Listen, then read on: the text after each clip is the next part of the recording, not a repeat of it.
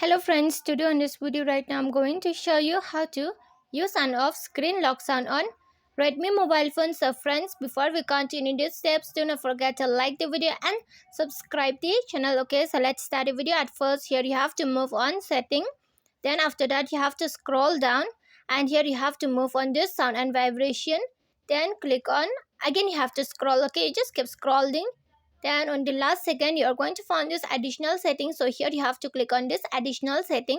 After you have been moved on it, the third option is the plus on when locking device. Okay, it means this is the screen lock sound. Okay, so if you want to off, it has been set on from the before only, and if you want to off, just click on this icon.